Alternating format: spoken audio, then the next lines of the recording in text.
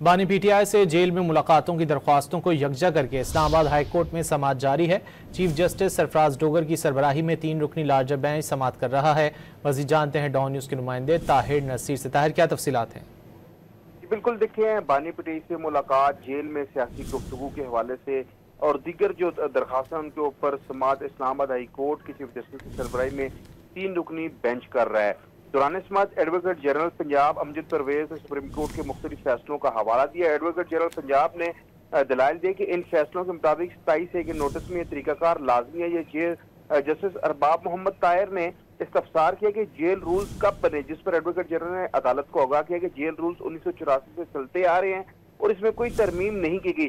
जबकि जेल मुलाकातों में सियासी गुफ्तगू पर पाबंदी का जेल रूल कलअदम करार देने की अपील पर भी समाअत जारी है। इसके अलावा जेल कैदियों की सियासी गुफ्तगू पर पाबंदी का कानून कलअदम करार देने के खिलाफ भी अपील पर दलाइल जारी है। और chief justice Sarfaraz Dogar, justice Arbab Mohammad Tahir और जस्टिस आजम खान ये लार्जर बेंच है जो समाअत कर रहा है। दौरान समाअत चीफ जस्टिस ने हिदायत की कि रिट पिटीशन की इस्तदा पड़े, जिस पर एडवोकेट जनरल पंजाब अमजद परवेज ने रिट पिटीशन की जो है वो इस्तदा पड़ी है। ताहम अभी भी दलाइल जारी हैं और ये 4 से 5 मुख्तलिफ दरखास्तें जिसमें वज़ीर आला KPK सुहेल अफरीदी की बानी पीटीआई से मुलाकात के हवाले से भी दरखास्त समाअत है।